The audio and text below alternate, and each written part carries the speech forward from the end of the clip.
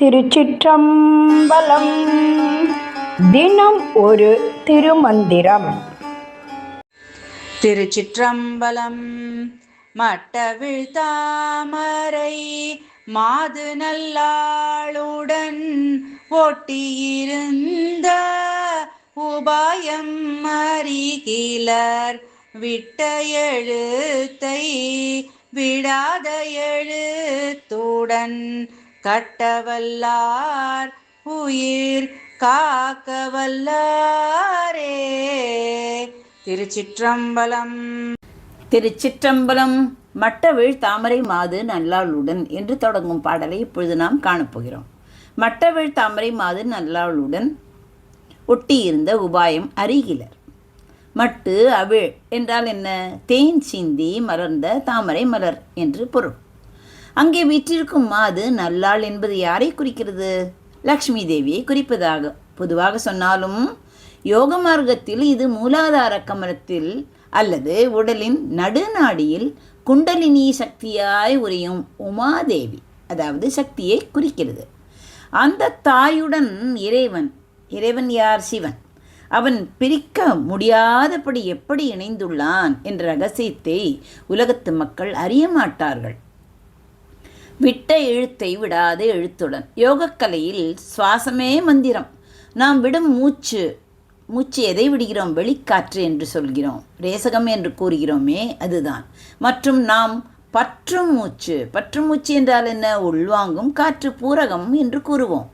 இதில் எந்த மூச்சை விட வேண்டும், எந்த மூச்சை விடாமல் உள்நிறுத்த வேண்டும் என்ற பிராணாயாம இடைக்கலை சுழுமுனை முறையை குறிக்கிறது.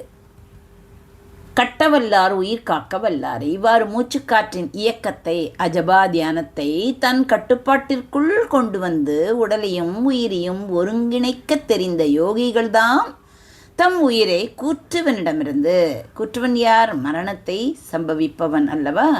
அந்த மரணத்திலிருந்து காப்பாற்றிக் கொள்ள வல்லவர்கள் ஆவர். சிவசக்தி ஐக்கியம். திருமந்திரத்தில் பல பாடல்கள் சிவமும் சக்தியும் நம் உடல் உள்ளேயே எவ்வாறு இணைந்துள்ளன என்பதை பேசுகின்றன. இடது நாடி இடைக்கலை சந்திரன் சக்தி, வலது நாடி என்ன? பிங்கலை சூரியன் சிவன். இரண்டும் சந்திக்கும் மையமே யோகத்தின் இலக்கு. பிராணாயாம ரகசியம் என்ன? மனிதனின் ஆயுள் என்பது அவன் வாங்கும் நாட்களின் கணக்கை காட்டிலும் அவன் விடும் மூச்சின் எண்ணிக்கையே சார்ந்தது. மூச்சு வேகமாக ஓடும்போது ஆயுள் குறைந்துவிடும். மூச்சு பயிற்சியினால் கட்டுப்படுத்தப்பட்டு நடுநாடியது சுழுமுனை. இரண்டு பக்கமும் இடைகளை பிங்களை இருக்கிறது, சுழுமுனை நடுவில் இருக்கிறது. அதனால் அதை நடுநாடி என்று கூறுகிறோம்.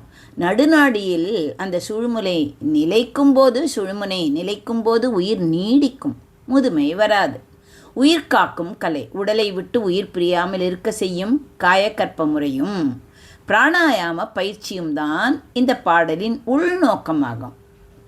மூச்சுக்காற்றை முறையாக கையாள தெரிந்தவர்களுக்கே மரணத்தை வெல்லும் சக்தி உண்டு என்பதை திருமூலர் மிக எளிய முறையில் இப்பாடலின் மூலம் உணர்த்துகிறார். மட்டவிழ் தாமரை மாது நல்லாளுடன் ஒட்டி இருந்த உபாயம் அறிகிலர். விட்ட எழுத்தை விடாத எழுத்துடன் கட்ட வல்லார் உயிர் காக்க வல்லாரே. நன்றி, வணக்கம். உமா பாலசுப்ரமணியன்.